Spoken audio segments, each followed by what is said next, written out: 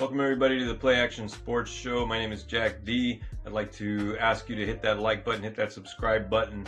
We're not doing the opening monologue for the foreseeable future because, I don't know, we're at war and I just don't feel like telling jokes right now.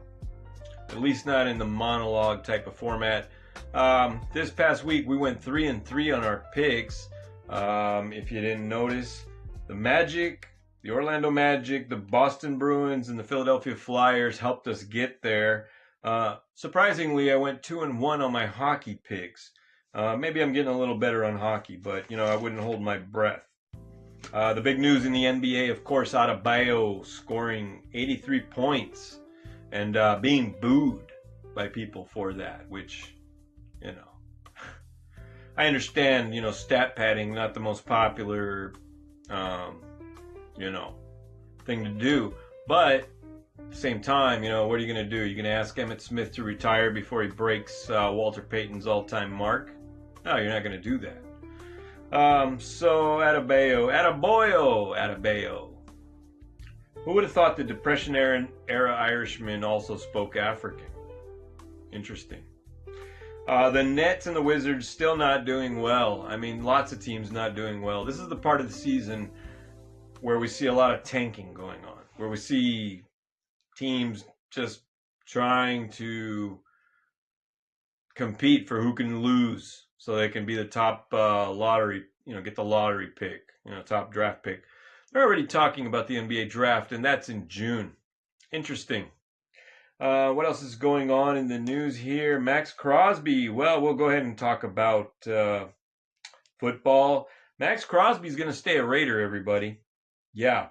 Apparently the deal with the Ravens fell through because of medical concerns. This is according to, I believe it was Google, where I found that information. I don't remember the actual site that Google was citing.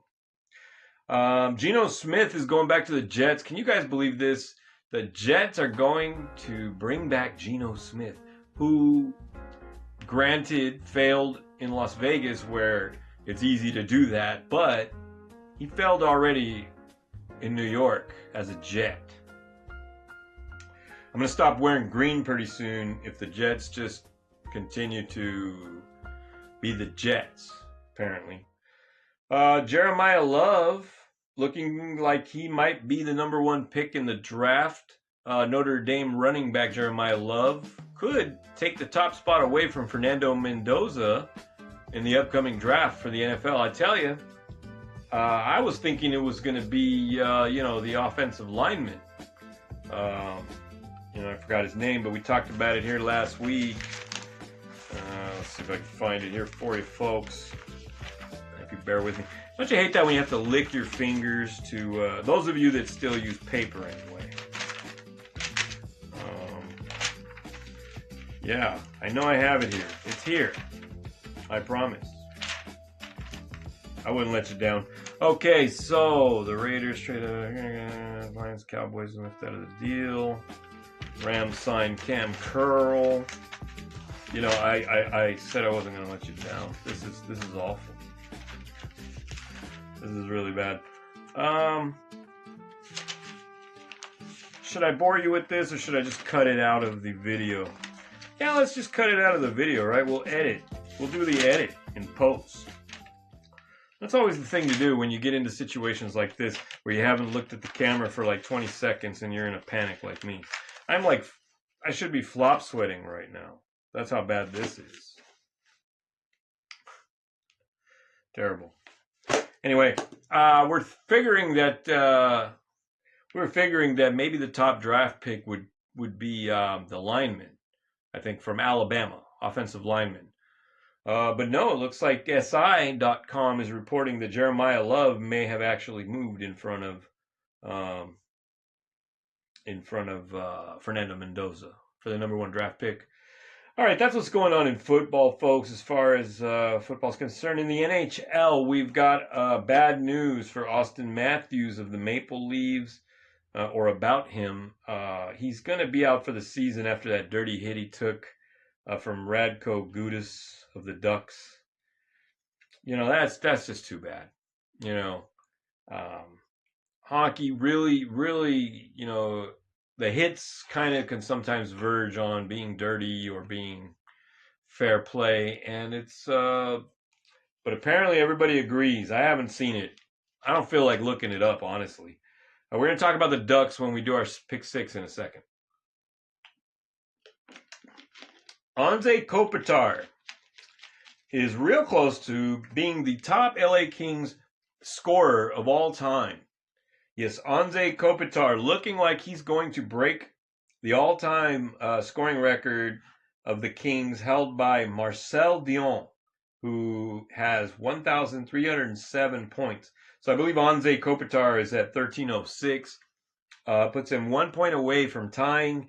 And then, of course, after that, he will go over the mark. It's been 45 years since anybody's broken the mark. It's been 45 years that record's held. Marcel Dionne of the Kings. And shout out to the great one, Wayne Gretzky. I thought Wayne was going to be on that list as the top Kings scorer. But nah, apparently not. Very unprepared here. Let's just do our pick six. All right, everybody, this is the pick six segment. Thanks for tuning in for it. Hit the like button, hit the subscribe button. Last week, again, we went 3-3. We've got 3 hockey games and 3 basketball games for you again this week. We're going to start off bright and early, 10 a.m. Saturday with the Anaheim Ducks going to face the Ottawa Senators. Now, we're going to pick the Anaheim Ducks. I think that Ross Johnston as an enforcer, he's from Canada. That's not going to stop him from mistreating those Ottawa Senators. We're picking the Anaheim Ducks to win. We're not going to pick any odds, any scores. We're just doing winners. So that would be like the money line. Next, we're going to pick a basketball game for you, and it's going to be a Western Conference clash that's got a lot of playoff implications because the Denver Nuggets are going to LA to face the LA Lakers. All right. Now, as if to tell me, go ahead, pick against us again. The Lakers smacked down, we picked against them last week and they won. They won handily. So we're going to go ahead and pick the Lakers this week. We're going to test the waters, picking our home team. I don't like doing that. We're going to pick the Lakers to beat the Denver Nuggets, even though the Nuggets and the Lakers they have comparable records. It's 41-25 for the Lakers, 41-26 for the Nuggets. Like I said, big playoff implications in this game. All right, next, we're going with the Lakers. Next, we've got the Chicago Blackhawks going to face the Las Vegas Golden Knights. And this is going to be a 7 p.m. game on Saturday. Tune in, look for your local listings. See if you can find that game. I'm going to go ahead and pick the Blackhawks to win. Now, why? They swept the Utah Mammoth, and that was the first time they swept a division rival since 2016-2017 season. For that reason, I think the Blackhawks are on the ascension. That doesn't mean that the Golden Knights are somehow, on the downward trend. But I think they're not going to have what it takes to stop Chicago. So we're going with the Hawks in this one. They're 25-29, but if they can build a couple of wins here going in to the playoffs, I don't know. Maybe they can get something going. Let's go with Chicago. So again, on Saturday, the 3 games are going to be as follows. Anaheim Ducks over the Ottawa Senators. We've got the Lakers over the Denver Nuggets, and we're picking the Chicago Blackhawks to beat the Las Vegas Golden Knights in Vegas. Let's take it to Sunday, where we've got 2 games for you. The first one is going to be the Pistons of Detroit going into Toronto to face the Raptors. We've got a lot of Canada in the pick 6 this week, I'm noticing. Canada. All right, Detroit Pistons, they're 48-18. They're having a heck of a season. The Raptors are not doing as great, but they're 37-29. Jamal Sheed, he had that big confrontation with DeJounte Murray of the Pelicans. All that drama aside, I think the Raptors are going to pull it out. I think they beat the Pistons in Toronto, and that's going to be Sunday at 12:30 p.m. Now, you go all the way to 5 p.m., and you've got a hockey game. That's right. The Florida Panthers are facing off with the Kraken in Seattle. And congratulations to forward Matthew Tkachuk, I think his name is, Tkachuk or Kachuk. His wife is expecting, and that was announced on the internet a little bit earlier. I believe it was on the Hannity show. I'm not sure. Either way, congratulations to him and his wife. I'm going to pick the Florida Panthers. Look, he's feeling good. Going to be a new father. I know the feeling. Florida Panthers are going to beat the Kraken in Seattle. All right, that's it for the weekend. And our final game to make the Pick Six is going to be on Monday, and it's a basketball game. Yes, we've got the Tropics against the. No, I'm just kidding with you. It's the Phoenix Suns against the Boston Celtics. Yeah, I'm sorry, I had to throw in a little reference, a little Will Ferrell reference in there. The Phoenix Suns are going into Boston. It's a 4:30 p.m. game on Monday. I think Jalen Green's going to have a big game. I think the Phoenix Suns are going to beat the Boston Celtics. How many times can I say I think? I don't know. We're going to pick the Suns. That's going to round off our Pick Six this week. Yeah, so again, Sunday's games. Toronto Raptors over the Detroit Pistons. In the hockey game, it's going to be the Florida Panthers over the Seattle Kraken. And Monday night, we've got the Suns over the Celtics. I'm going to look forward to watching that game. It's going to be a great game. Look, the Celtics are doing great this season. Looking like it's going to be their year. Again, the Pistons doing really good as well in the Eastern Conference, but I don't know. Boston's tough, but we're picking against them this week. Phoenix Suns over the Boston Celtics. Thank you again for tuning into the Pick Six. Make sure you gamble responsibly and enjoy this weekend's games. Okay, everybody, thank you again for tuning into this week's show. We're really not going to have a whole lot more to say. I'm going to try to shorten up the duration of the episode, at least in the next foreseeable future, because, again, we're not doing the monologue. I'm not really doing the show as I had been doing it before. Just, I don't think it's really a time to be joking around. We are in a state of war. And my opinion on the subject is really kind of, maybe could be controversial. I just don't want to say it, I, as an American, am loyal to my country, and that's,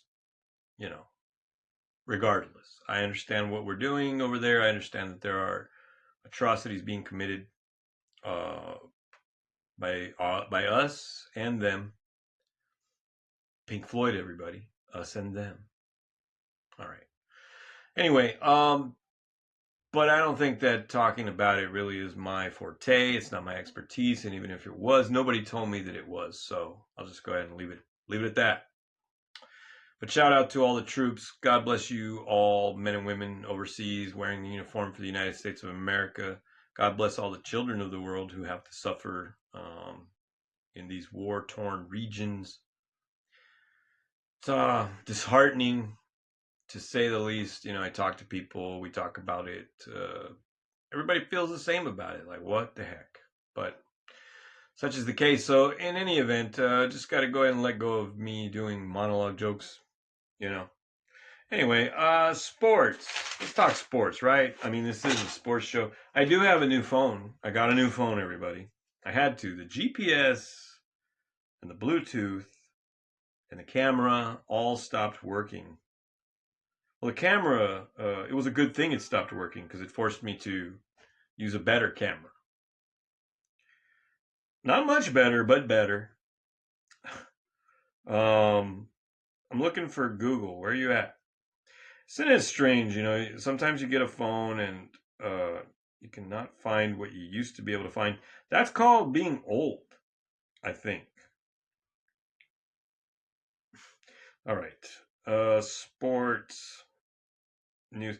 I'll tell you what, without me even looking up anything, what I'm concerned about is how are the summer FIFA games going to pan out or play out during this time of war? What's going to happen with FIFA? I mean, I'm over here drinking a Coca-Cola. I mean, I'm not trying to advertise for them or anything, but how is Coca-Cola going to make their money? Look, the FIFA logo is right there. You see that? FIFA 26. Billions of dollars are on the line here, folks. And in a time of war, the way we have it right now, when people are a lot less willing to travel, a lot more risk averse, I hope it doesn't affect anything, but I tell you, I can't see how it wouldn't at this point. So I hope it doesn't. But again, that's a big concern. Looks like USA beat Canada to reach the Classic semifinals. Wow, that's big news. That's breaking. And you know what? I've been having fun watching the World Baseball Classic. I'm glad I saw that on Google just now. It's been fun. Aaron Judge really is hitting a whole lot of homers on teams that don't count, right? I mean, okay, I don't want to be a hater. I'm just kidding. I can't wait for this season. Opening day is coming faster than you know. Baseball's going to be back. But again, we've got this pall. We've got this pallor. We're almost walking around like ghosts because of this war, aren't we? I mean, it's a strange time. I don't know. Again, a whole lot of I don't knows, but I'm gonna have fun watching the Ducks. They banned Radko Gudas for 5 games for the the dirty hit that he laid on the name Matthews, I believe his name was. Yes, I just said it a little earlier. Anyway, that's hockey for you. Football, I got to tell you, this is how we'll wrap up the show, okay? Football used to be the most barbaric sport around. There was no question. I think hockey was right there with it, though. Now, football has now been tamed, largely. Like when people tame a jalapeno pepper or something, they soak it in water, whatever they do. Anyway, they've been tamed, football. And now it's more like basketball. Lots of jumping, lots of, gliding, sliding. Yeah. Anyway, falling on your belly. What do they call that? Flopping. All right. I love the sport. It's really entertaining, football is. But it's changed a whole lot. It's not barbaric. Basketball used to be semi-barbaric. Pretty barbaric, actually. You talk about the Detroit Pistons of the old days. The Celtics of the old days. And by the way, put some respect on Wilt Chamberlain's name, folks. Okay? People saying Wilt Chamberlain wasn't that good, and he wasn't, he got his stats padded when he got 100 points. So what? The man got 70 points? How many times? More times than anybody. Anyway, basketball was a pretty brutal game, even as far back as I remember, which is not as far back as some of the older folks. But the Detroit Pistons, I remember. I remember Bill Laimbeer. Okay, I do remember watching Bill Laimbeer against my Lakers. The Pistons were a brutal team. But see, basketball has now been tamed largely as well. So, who does that leave to be the barbaric sport? The gladiatorial sport. I can speak. That's going to leave hockey, unless you're into MMA and all that kind of stuff, of course. But as far as sports, which are games, hockey's the only thing left if you're really into that brutal gladiatorial type of a sport. Anyway, we'll wrap it up by saying that hockey really is gaining, I think, on the NBA, or it could be, because hockey is just continues to be hockey. I don't believe they have an identity crisis. I don't believe they're like the NFL saying, oh no, we need to change because of all these lawsuits, etc. It's a pretty good position to be in if you're hockey. Now, whether they have financial woes or not, I'm not sure. But I'm thinking that I've been personally as me, and I've never really felt fascinated with hockey. I was always a Kings fan, but not like, whoa, I gotta watch this game, that game. Now I am. I kind of love hockey now, and I think a lot more people are going to start liking it. All right, that's how we'll wrap it up. Thank you again for tuning in. You guys take care of yourselves. Enjoy the games again this weekend. And be safe out there. There's been some warnings, some threats of terrorist activity in our country. Got to take all these things seriously, just like I said last week on the show. All right? Never forget the home front, folks.